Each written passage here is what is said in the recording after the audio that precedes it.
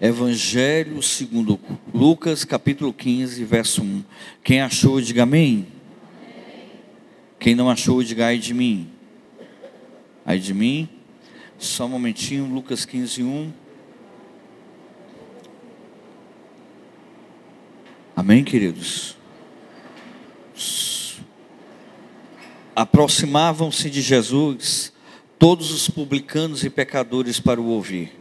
E murmuravam os fariseus e os escribas, dizendo: este recebe pecadores e come com eles. Então lhes propôs Jesus esta parábola: qual dentre vós, que é o homem, que possuindo 100 ovelhas e perdendo uma delas, não deixa no deserto as 99 e vai em busca da que se perdeu, até encontrá-la? Achando-a, porém, põe-na sobre os ombros e cheio de júbilo, e indo para casa, reúne os amigos e vizinhos, dizendo-lhes: alegrai-vos comigo, porque já achei a minha ovelha perdida. Digo-vos que assim haverá maior júbilo no céu por um pecador que se arrepende, do que 99 justos que não necessitam de arrependimento. Ou qual é a mulher que tendo 10 dracmas, e se perder uma, não acende uma candeia e varre a casa, e a procura diligentemente até encontrá-la? E tendo-a achado, reúne as amigas e vizinhas, dizendo: alegrai-vos comigo, porque achei a dracma que eu tinha perdido. E eu vos afirmo que de igual modo há júbilo diante dos anjos de Deus por um pecador que se arrepende. Continuou: certo homem tinha 2 filhos. O mais moço dele disse ao pai: pai, dá-me a parte dos bens que me cabe. E ele lhes repartiu os haveres. Passaram não muitos dias, o filho mais moço, ajuntando tudo o que era seu, partiu para uma terra distante, e lá dissipou todos os seus bens, vivendo dissolutamente. Depois de ter consumido tudo, sobreveio àquele país uma grande fome, e começou a passar necessidade. Então ele foi e se agregou a um dos cidadãos daquela terra, e este o mandou para os seus campos guardar porcos. Ali desejava ele fartar-se das alfarrobas, e que os porcos comiam, mas ninguém lhe dava nada. Então, caindo em si, disse: quantos trabalhadores de meu pai têm pão com fartura, e aqui eu morro de fome? Levantar-me-ei e irei ter com meu pai, e lhe direi: pai, pequei contra o céu e diante de ti, já não sou digno de ser chamado teu filho, trata-me como um dos teus trabalhadores. E levantando-se foi para o seu pai. Vinha ele ainda longe, quando o seu pai o avistou, e compadecido dele, correndo, o abraçou e o beijou. E o filho disse: pai, pequei contra o céu diante de ti, já não sou digno de ser chamado seu filho. O pai, porém, disse a seus servos: traz-me depressa a melhor roupa, vestiu, põe-lhe anel no dedo e sandália nos pés. Trazei também e matai o novilho cevado, comamos e regozijemo-nos, porque este meu filho estava morto e reviveu, estava perdido e foi achado. E começaram a regozijar-se. Ora, o filho mais velho, que estivera no campo, e quando voltava, aproximando-se da casa, ouviu a música e as danças. Chamou um dos criados e perguntou o que era aquilo. E ele informou: veio teu irmão, e teu pai mandou matar o novilho cevado, porque o recuperou com saúde. Ele se indignou e não queria entrar. Saindo, porém, o pai procurava conciliá-lo, mas ele respondeu a seu pai: há tantos anos que te sirvo, sem jamais transgredir uma ordem tua, e tu nunca me deste um cabrito sequer para alegrar-me com os meus amigos. Vindo, porém, este teu filho, que desperdiçou todos os teus bens com meretrizes, tu mandastes matar para ele o novilho cevado. Então lhe respondeu o pai: meu filho, tu sempre estás comigo, tudo que é meu é teu. Entretanto, era preciso que regozijássemos e nos alegrássemos, porque esse teu irmão estava morto e reviveu, estava perdido e foi achado. Baixa a sua cabeça. Pai, demos a tua santa, gloriosa e poderosa palavra. Pedimos a iluminação do teu Santo Espírito e pedimos ao Deus que tu possa falar ao nosso coração. Não me deixe atrapalhar a tua obra, mas ministra, ó Deus querido, aquilo que precisamos ouvir. É assim que eu te oro, em nome de Jesus. Amém. O título da mensagem é Quem é quem nesta parábola? Repita comigo, quem é quem nesta parábola? Um método didático que Sócrates usava. Sócrates é o filósofo que conseguiu dividir a filosofia em filosofia pré-socrática e filosofia socrática. Sócrates se compara muito com Jesus, porque eles usavam os mesmos métodos didáticos. Sócrates também não escreveu nada, Jesus não escreveu nada. Então, isso assemelha muito. Na teologia, na filosofia, eles são muito parecidos. E o método que Sócrates usava, que Jesus também usava, um deles era a ironia. Repita comigo, a ironia. Isso a ironia é uma figura de linguagem, mas não só uma figura de linguagem. Também é um método didático. Mas aqui ele se utiliza da maiêutica. A maiêutica significa parir a ideia. A mãe de Sócrates era parteira, e por isso ele desenvolveu esse método.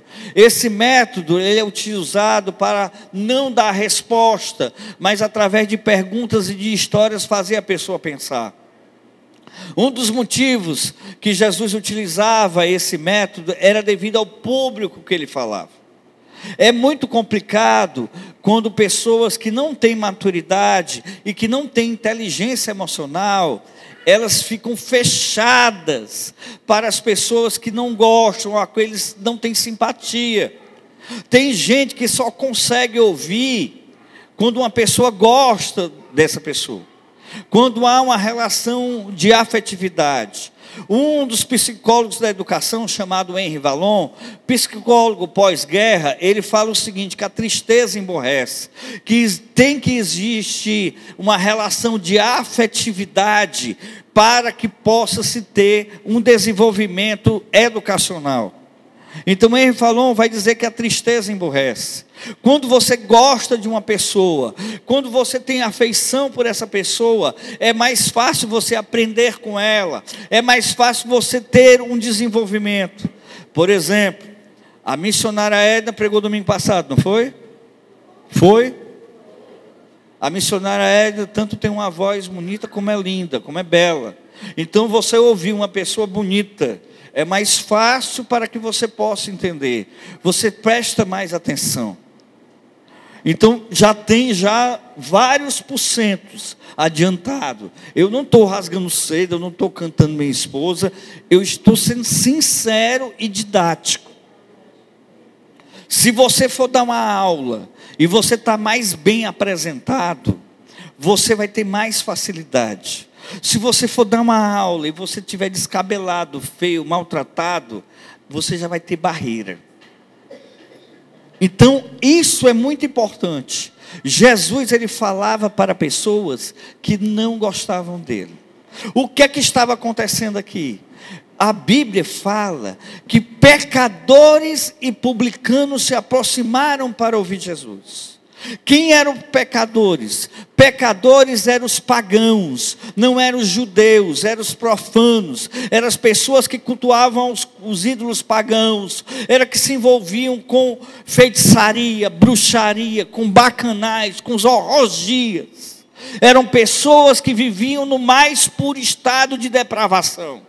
E quem eram os publicanos? Os publicanos eram os judeus que cobravam impostos.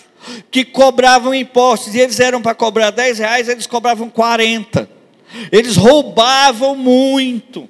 Eles roubavam quem? Aos judeus.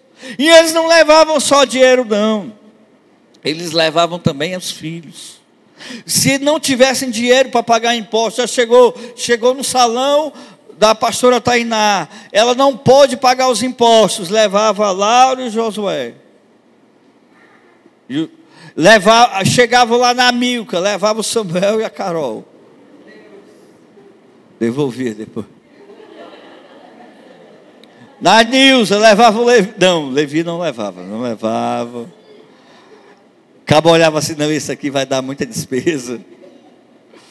Certo? Então, eles faziam isso, era uma crueldade.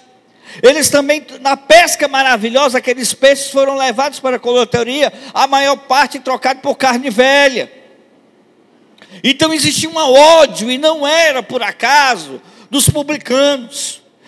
Então, quando eles viram Jesus, que se vestia como rabino, com a túnica sem costura, de Arão, que era a mesma túnica que tinha nas suas bordas, pedaços da Torá costurados, eles disseram: esse cara que se faz de rabino, ele está se misturando com pecadores e publicanos, e come com eles. E quem falou isso? Foi os fariseus. Quem eram os fariseus? O fariseu, diga para a pessoa, era gente religioso.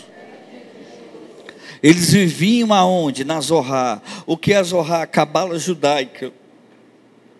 O livro do misticismo judaico. Onde tem a numerologia, onde tem as lendas, onde tem as interpretações místicas dos judeus. Era parte do reteté, como é que se diz? Fundamentada. Diga aí para a pessoa, os fariseus eram dos mantos. Os fariseus também, eles viviam da Misná. O que é a Misná? É o livro da tradição da lei, a interpretação religiosa da Torá, do Pentateuco, dos livros históricos, dos livros poéticos e dos livros proféticos. Todos esses tinham uma interpretação já teológica definida, que se chamava Misná, que era o livro da tradição. Os fariseus também viviam da cabala judaica. A cabala era a que tinha a interpretação da lei para o dia de hoje. O que fazer quando tem um problema com um vizinho? O que fazer quando tem um litígio com alguém? Eram 613 mandamentos. Então era gente crente, era gente da Bíblia. A gente tem um preconceito contra os fariseus, mas Jesus era do partido dos fariseus. Os discípulos eram do partido dos fariseus. Eles acreditavam em fantasmas, não Jesus, é claro, mas os fariseus acreditavam em fantasmas, em anjo da guarda, em vida depois da morte, em reencarnação, em anjos e demônios. A teologia de Jesus é toda farisaica. Então os fariseus eram esse grupo que ficou com raiva porque Jesus estava perto dos publicanos e pecadores. Existe um problema muito grande. Quando nós não temos inteligência emocional, nós não conseguimos ouvir quem nós não gostamos. Se eu te chatear, se eu te frustrar, você fica com o coração fechado para o meu ensinamento. E presta atenção, diga isso para a pessoa que está do lado, isso é burrice. Uma pessoa inteligente emocionalmente, ela consegue aprender até com o inimigo. Uma pessoa inteligente emocionalmente, ela aprende principalmente com quem não gosta dela. O teu inimigo é algo maravilhoso. O inimigo é tão bom que Deus tem um. O inimigo nos faz crescer. O inimigo nos avisa quando nós estamos dando bobeira. O inimigo nos critica. E se for uma pessoa inteligente, ele vai fazer uma crítica fundamentada para te derrubar. Mas em vez disso, você pode aproveitar isso para você crescer. Isso se chama inteligência emocional. Isso se chama fruto do Espírito. Tem gente que não quer nem saber de quem não gosta dele. Opa, presta atenção. A pessoa inteligente, ele vai pegar feedback, ele vai aprender com todo mundo. Mas Jesus precisava com que esse público dos fariseus e dos escribas olhasse. Quem eram os escribas? Os escribas, eles eram os teólogos. Repita comigo, teólogos, biblistas. O que é teólogo? Teólogo é aquele que trata da teologia. O que é biblista? Biblista é aquele que estuda a Bíblia, que faz a interpretação da Bíblia. Mas os escribas também eram os advogados daquela época. Porque o mesmo Código Penal, o mesmo Código Civil, o que era? Era a Torá. Então os caras que estavam criticando ao Senhor Jesus eram quem? Eram os escribas e os fariseus. Eram gente crente, eram gente fundamentada. E eles ficaram com raiva, e eles ficaram com ódio, porque Jesus estava envolvido com quem não prestava. Porque Jesus estava se metendo com quem não prestava. E Jesus estava lá. E Jesus precisava que esse povo ouvisse eles. Nós vivemos uma época de polarização hoje. Você já viu um esquerdista conversando com uma pessoa de direita? Eles nem esperam nem terminar de falar. Eles estão falando, ele diz uma coisa, o outro nem terminou, o outro já está rebatendo. Ele não concorda, não ouviu nem o que a pessoa falou. Não concordo porque eu não concordo com você em nada. Se você disser que pau é pau, eu vou dizer que é pedra. Que 2 e 2 são 4, eu não concordo. Discorda só porque não gosta da pessoa. E Jesus precisava que esse povo escutasse ele. Aí o que Jesus faz? Ele recorre à maiêutica. Ele conta uma historinha. Porque através de contar essa história, ele força esse povo a escutar a história até o final, para saber a moral da história. Se você não está gostando de mim, eu não estou gostando do cara, o pastor brigou comigo, mandou eu entrar, mandou eu soltar o telefone, magoou. Diga para a pessoa que está do seu lado, vai morrer. Então está gostando de mim? Se eu te der conceitos, o seu coração e a sua mente vai estar fechada. É preciso muita maturidade para que você me escute. Mas se eu contar uma história, vai despertar algo em você chamado curiosidade. Você vai o quê? Como é que é essa história aí? E Jesus conta 3 histórias. A primeira história que ele conta é a história da ovelha perdida. Que o homem tinha 100 ovelhas. E uma delas abandonou a aprisca e foi para um lugar distante. E aí, indo para esse local, ela se perdeu. Repita comigo: ovelha se perde porque é tola. Tem gente aqui que já veio do mundo. Tem gente aqui que é malaca velho. Mas tem gente que, se for para o mundo, que nasceu na igreja, que não tem prática do mundo, vai morrer. Não dura 3 minutos. Porque o mundo não é lugar para quem é ovelha. Ovelha não sobrevive em meio de lobos. Não dá para você que é ovelha, que não tem a malícia do mundo, que não tem a malícia desse mundo cão que está aí, você sobreviver muito tempo. Uma amiga minha que nasceu na igreja, ela era amiga de colégio, depois eu fui congregar na igreja que ela nasceu praticamente, e ela estava na igreja feliz e tudo, mas ela se decepcionou com a igreja. Diga para a pessoa que está, igreja tem gente, e se tem gente tem erro. Ela se decepcionou. Wagner, meus amigos perfeitos, são pessoal lá no trabalho e não sei o que. Uma menina que nunca foi para o mundo, começou a sair com os amigos. Quando de repente, você sabe o que aconteceu com ela? Ela acordou numa festa, despida. Deram boa noite Cinderela a ela. Ela não sabe o que fez, não sabe com quantos fez, não sabe. Na época ela não sabia se estava grávida ou se estava doente. Não dá para brincar. Satanás veio para matar, roubar e destruir. É o ladrão, mas o texto se aplica a Satanás. Não dá para você pensar em sobreviver nesse mundo cão. Ovelha não tem visão. A visão da ovelha é curta, é tola. Ovelha se perde com facilidade. Ovelha se machuca. E machuca feio. A Bíblia diz que o homem saiu e encontrou a ovelha machucada. Outro amigo meu da adolescência, ele estava se envolvendo com gente que não prestava. Eu também não prestava nessa época, mas eu comecei a ver. Alguém desliga esse ar-condicionado, está muito gelado.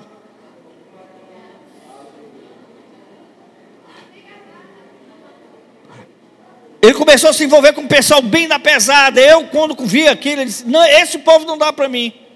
Gente, eu não valia muita coisa não, mas tinha um pessoal pior do que eu vi que com esse povo eu não consigo andar, com esse povo eu não vou sobreviver, com esse povo eu vou me machucar. E eu comecei a me esquivar. Ele não, começou a querer ser bichão, mas ele era da igreja, queridos.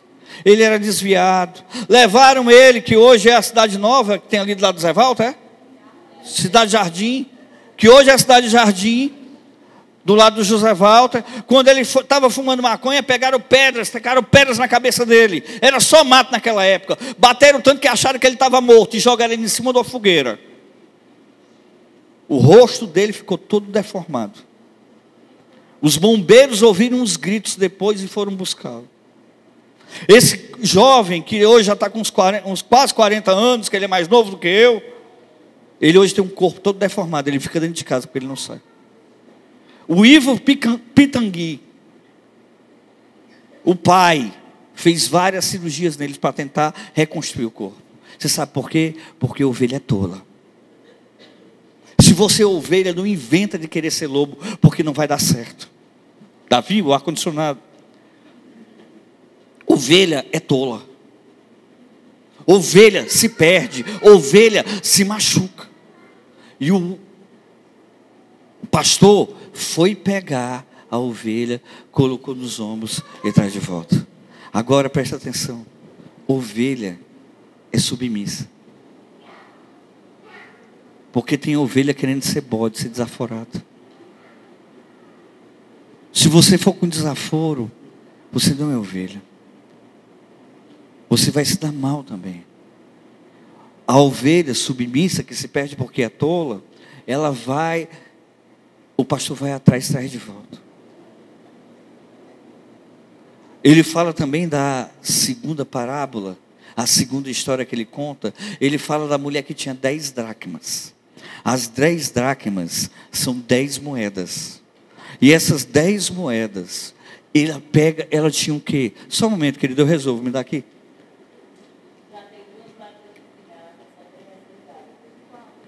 Já está desligada aquela? Daqui a pouco liga.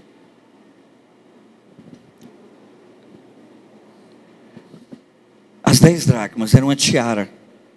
Essa tiara era colocada na noiva quando ela ia casar. O pai dava essa tiara como dote para a pessoa. Duas coisas me mostram aqui que essa mulher era pobre. A primeira é que a tiara dela só tinha 10 dracmas. 10 dracmas significa o quê? A quantidade de dinheiro que o pai tinha para dar o dote para ela. Mulheres mais ricas tinham uma tiara que era repleta aqui na cabeça e outra aqui repleta no pescoço, que vinha até aqui. Não, essa mulher era bem pobrezinha. Ela só tinha apenas 10 moedinhas. Essa tiara, ela não era para vender, ela não era utilizada como moeda de comércio, ela era utilizada nas festas, era como se fosse a aliança da mulher casada. E se ela chegasse com essa tiara faltando uma moeda, era uma humilhação muito grande, porque ela era tida como uma mulher relaxada. E a mulher, nessa época, tinha a obrigação de ser uma mulher que tivesse um zelo, principalmente com essas coisas. Então uma mulher que perdesse uma moedinha dessa da tiara, ela ficava numa preocupação, uma ansiedade tremenda, porque ela ia ter que arranjar outra dracma igual, parecida, para fazer a sua tiara, para quando tivesse uma festa, ela não pudesse chegar lá com a tiara incompleta. A segunda coisa que me revela que essa mulher era pobre dessa parábola, era que ela acende a luz. As casas do pobre eram diferentes da casa dos ricos. As casas dos ricos eram de Simão o leproso, que fez um jantar para Jesus, a qual uma mulher unge os seus pés. Porque nessa casa existiam janelas, e os pobres ficavam olhando os ricos comer. Ficava todo mundo ali, e os ricos comendo. Não era camarão, porque judeu não come camarão nem lagosta, mas era ali um carneirão, aleluia. Era uma comida bem gostosa, e os judeus ficavam olhando os ricos comer. Na casa dessa mulher, ela tem que acender a luz. Por que ela acende a luz? Porque a casa do pobre não tinha janela, só tinha uma porta, era pequena. A casa do pobre também tinha outro detalhe. O piso não era um piso batido totalmente. Era um piso batido com as pedras, que as pedras tinham brechas, tinham grotas, a qual a moeda poderia cair e se esconder, que era muito normal acontecer na casa dos pobres, segundo a arqueologia. Então ela tinha que acender a luz para varrer tudo e procurar nas brechinhas de cada pedra o quê? A sua dracma que estava perdida. O que significa essa dracma? Era uma moeda. A moeda baratinha, pouquinha. E preste atenção.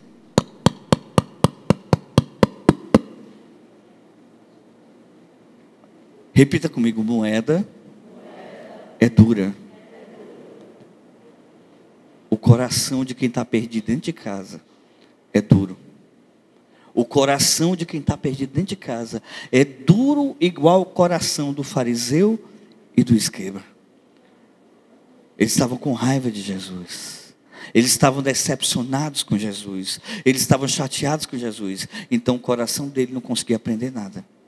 A Bíblia diz uma coisa: acima de todas as coisas, o que você tem que guardar, guarda o teu coração. Diga para a pessoa que está, guarda o teu coração. A amargura não pode deixar o seu coração burro. A amargura não pode deixar o seu coração fechado para aprender.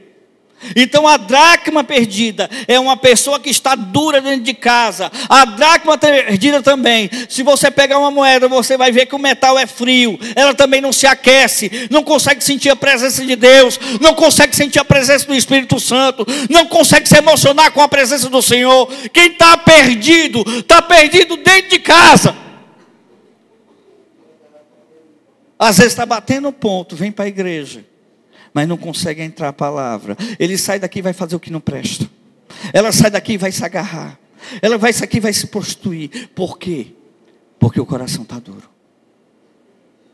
O coração não consegue se abalar. Fala uma palavra dura, uma palavra que Deus castiga, que Deus pune, e a pessoa não consegue ouvir. Uma palavra que tem que amar o irmão, que tem que amar, que tem que perdoar, mas a pessoa não consegue porque o coração está duro. É aquele que está perdido dentro de casa. Mas também ele conta uma terceira história. E na terceira história ele fala de um homem que tinha 2 filhos. E ele diz que o filho mais novo, ele faz algo que é algo terrível para o judeu. Ele pede a herança em vida. E só tinha uma maneira de pedir a herança em vida. Qual era? Era chegar para ele e dizer: papai, eu quero que o senhor morra para me dar a sua herança, a minha herança. Eu quero que o senhor morra. Eu não quero o senhor vivo, eu quero o senhor morto. E eles iam para uma praça e chamavam a população, a comunidade. E quando chamava a comunidade, eles chamavam todos. E o pai dizia: olha, esse menino está morto para mim. E eu estou morto para ele. A partir de hoje ele não é mais meu filho. Para um pai, essa era a maior dor do mundo, porque era como se perdesse um filho em vida com desaforo. Foi feito isso, foi apartado. É aquela ovelha que sai da igreja desaforando o pastor, falando mal do pastor, e vai embora, e o pastor fica. E o pastor, que é pastor mesmo, ele fica orando para ele voltar. Ele não pode ir atrás, porque ninguém vai atrás de desaforado. A Bíblia diz que a gente não vai atrás do desaforado, mas o que a gente faz? A gente vai, fica orando. Todos os dias, segundo a parábola, aquele pai ia de manhã olhar para ver se o menino via. Aquele menino, ele pega todos os haveres, ele vai para uma terra distante, e lá ele dissipa todos os bens que ele tinha. Ele começa a gastar muito, ele compra Hilux, ele começa a comprar cerveja cara, uísque, energético, e era farra, e era farra, e era farra, e era mulher, e era prostituição, e era pó. E ele começa a gastar com tudo que tinha, ele esbanjou, ele...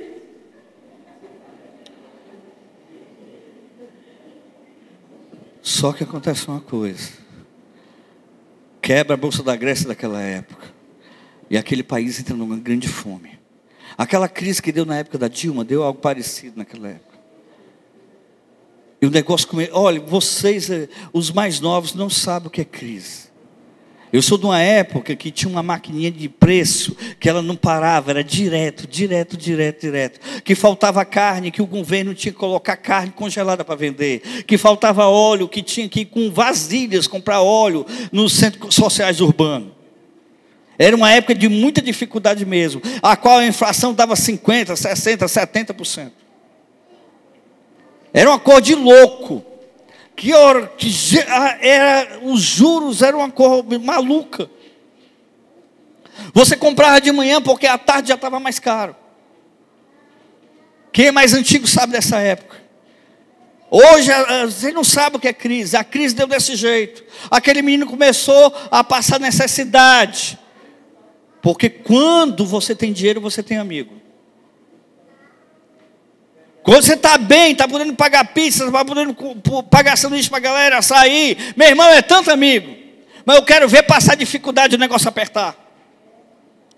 Aí quando o negócio aperta, os amigos de verdade, é os que ficam. Mas aqueles que queriam só se aproveitar de você, vão tudo embora. Oh, meu irmão. Eu nunca me iludi com esse povo. Porque eu também nunca tive dinheiro.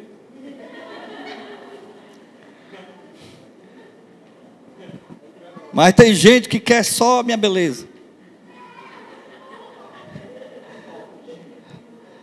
Mas tem, olha, cuidado. Tem gente querendo te usar, querendo usar teus relacionamentos. Aquele jovem tinha muitos amigos, mas quando ele começou a passar dificuldade, aí o negócio apertou. E ele foi para os campos guardar porcos. Quem já viu um despacho aqui? E achou o despacho bonito. Oh, que despacho bonito, que ficou maravilhoso. Ai, que farofa!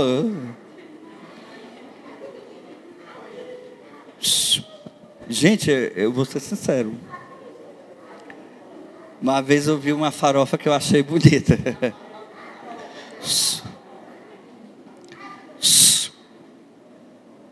Alguém contém um Benjamin aí? Quem já viu um despacho achou bonito? Para aquele judeu, é como se ele tivesse ido cuidar de uma fazenda que cuidava de galinha preta para despacho. Aquele rapaz, ele foi cuidar de porcos. E os porcos eram utilizados nos rituais pagãos para sacrifício. Era como se aquele rapaz fosse criar bodes para sacrificar nos terreiros de macumba. Aquele jovem foi e ele tinha vontade de comer a comida dos porcos. A ração dos porcos, de tanta fome que ele estava passando. Aí que ele caiu em si.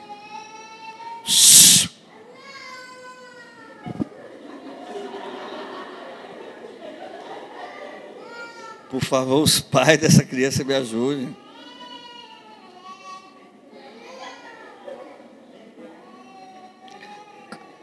Vitor, corta isso aí, viu? Pai, peguei, eu vou chegar e vou voltar para uma casa do meu pai. Na casa do meu pai, os trabalhadores lá têm pão com fartura. Eu estava lá no Carlos, fui falar com ele uma coisa, e chegou a janta dos funcionários. Irmãos, eu vou dizer uma coisa. Se tem uma coisa que eu tenho que comer, isso é de comida. O prato do funcionário, irmão, era um prato daqueles de pedreiro, cor maravilhosa, linda. Eu pensei que ele jantava sanduíche. Quando era janta, mas não. Era um prato gigantão, Cezinho. Aí eu vi o prato assim, bem grande. Eu disse, glória a Deus, eu lembrei da parábola do filho pródigo. Os trabalhadores de meu pai têm pão com fartura. Aquele rapaz, ele viu o povo comendo ali, aquele pão. Ele lembrou da comida dos trabalhadores do pai deles. Eu vou chegar, vou voltar para o meu pai, vou dizer, pai, peguei contra o céu diante de ti. Já não sou digno de ser chamado teu filho, mas me trata como um dos seus trabalhadores. É necessário você cair em si das besteiras que você faz. Tem gente que planta e que não quer colher. Tem gente que quer aprontar e, não, já pedi perdão, acabou. Diga para a pessoa que está dizendo, vamos ter vergonha, né? Tem gente que faz besteira na vida e não quer colher as consequências. Tudo que se planta se colhe. Às vezes você quer voltar atrás, mas a confiança não é mais a mesma. Você tem que recuperar a confiança. E tem que mudar. Esse jovem caiu em si, ele toma a primeira atitude correta. Qual foi? Pai, pequei contra o céu diante de ti, já não sou digno de ser chamado teu filho, mas me trata como um dos seus trabalhadores. Ele estava humilde. Ele foi para casa, uma caminhada longa. Quando ele vai no caminho, ele já estava sem chinela, ele já estava sem roupa boa, ele estava magro, ele estava acabado. E o pai, quando ele viu o menino vindo, eu acho que todo dia de manhã aquele pai olhava e viu aquele menino, ele sai correndo. E aqui tem algo maravilhoso nessa parte. O que é? Judeu não corria, porque correr para o judeu era algo vergonhoso. Só corria quem? Escravo e menino. E um homem fazer papel de menino era algo humilhante. Você sabe o que significa isso? Quando Jesus estava se relacionando com aquele povo que não prestava, para Jesus pegava mal. Diga para a pessoa que diz, isso pega mal. Pega mal um homem correndo, mas pega mal também um rabino está conversando com uma mulher adúltera, com uma mulher com a vida depravada no poço de Siquém, na cidade de Samaria. E Jesus conversava, porque ele se vestia como um rabino, e o rabino não conversava com mulher em público, e principalmente com uma samaritana e quenga. E Jesus fez isso, porque Jesus se expunha, porque pegava mal para Jesus. Mas Jesus, ele tinha misericórdia, porque os doentes é que precisavam de médico, e não os sãos. Tem gente, pastor, como é que você anda com esse rapaz? Pastor, como é que você conversa com isso? Você sabe por que eu faço isso? Porque um dia eu já fui esse rapaz. Tem um amigo meu, que é o Shihan, mestre Eduardo Costa, 6º ano de judô, que eu treinava com ele, ele viu que eu estava perdido, e ele me pegava na moto dele e me levava para as academias de judô para treinar com ele. Vamos, Wagner. E os amigos dele diziam, Eduardo, não anda com esse rapaz não, porque esse rapaz não presta. Não anda com esse rapaz não, porque esse rapaz pega mal. As famílias das namoradas que eu tinha diziam, não, eu não quero conversa, você com esse rapaz, porque esse rapaz não presta, e eu não prestava mesmo. Pegava mal mesmo. As pessoas não queriam conversa comigo. Gente, você sabe o que é você ser rejeitado dessa forma? Até o pessoal que era desmantelado me rejeitava. É triste, você está num canto. Eles iam para uma festa comigo e quando chegavam lá, eles iam embora com outras pessoas e me deixavam. Porque ninguém queria andar comigo. Porque eu fazia por onde? Mas Jesus queria andar comigo, porque eu estava dentro do ônibus, chegava gente para me evangelizar. Eu estava no meio da rua drogado, chegava gente para me evangelizar. Sempre teve gente para me evangelizar, porque Jesus queria andar comigo, e Ele quer andar com você.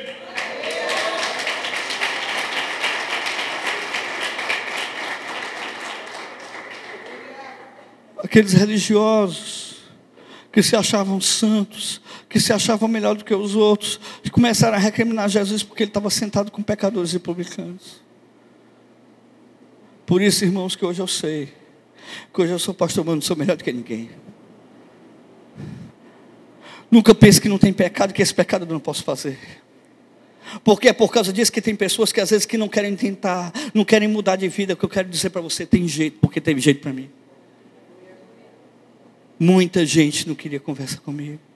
Muita gente não acreditava na minha conversão. Mas Jesus sempre acreditou. Sempre Ele colocou alguém para querer andar comigo, para sentar e querer comer comigo. Quem é quem nessa história? Os fariseus. Os fariseus são o filho mais velho. Os escribas são uma dracma perdida, que estão perdidos dentro de casa. Os publicanos e os pecadores. Os publicanos são a ovelha perdida, e os pecadores, o filho pródigo. Jesus é o Pai que está esperando você voltar por ali. e vim dizer: Pai, eu pequei contra o céu diante de ti, já não sou digno de ser chamado teu filho. Mas aquele homem não está nem vendo porque as pessoas vão pensar. Ele sai correndo, abraça o menino, beija o menino e diz: bora, traz uma camisa da Lacoste logo para esse menino aqui. Traz uma calça da Main Class zerada, um tênis da Nike, um relógio Invicta, bota no braço dele. Porque ele é meu filho. O mundo quer te rejeitar. Os religiosos querem te rejeitar, mas eu quero lhe dizer para você que Jesus quer te tratar como filho. É com roupa boa, é com calça boa, é com sapato bom, é te colocando dentro dos melhores hotéis. Mas tratar você como um piriguete nem pirigóspio não, gente. Deus quer te tratar como princesa, te dar um marido de Deus, um homem de Deus, para mudar a tua vida. É para te tratar, não é para você se aproveitar, igual barrigada de pobre, igual barrigada de cachorro, não. Não, hoje eu estou de bem, hoje eu estou de mal, não. Ele quer te tratar como príncipe, como filho de Deus. E as pessoas vão olhar para você e dizer que era aquele que ninguém queria andar. Hoje gente que me rejeitava olha para mim e eu estou melhor do que eles. Não falo isso com orgulho não, mas é assim que Jesus me trata. Eu quero dizer para você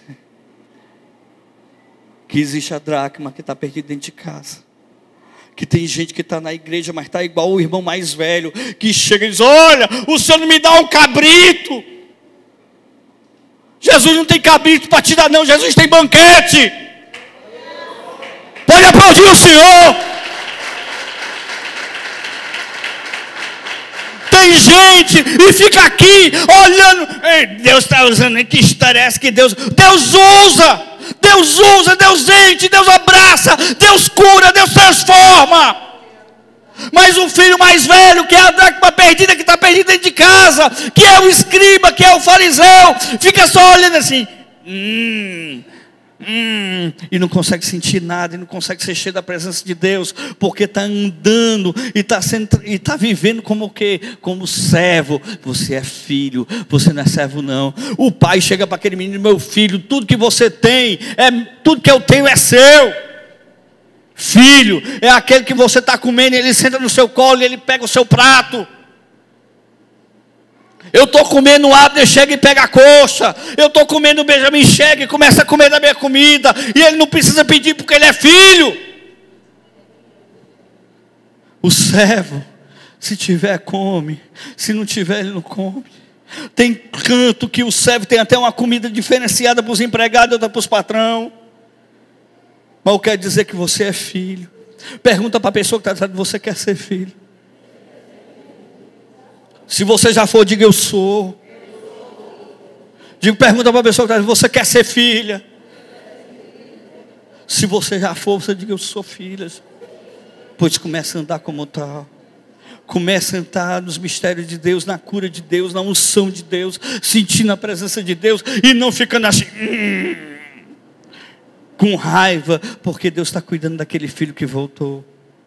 Com raiva, com ciúmes, com inveja, porque Deus está usando, está abençoando aquele e não você.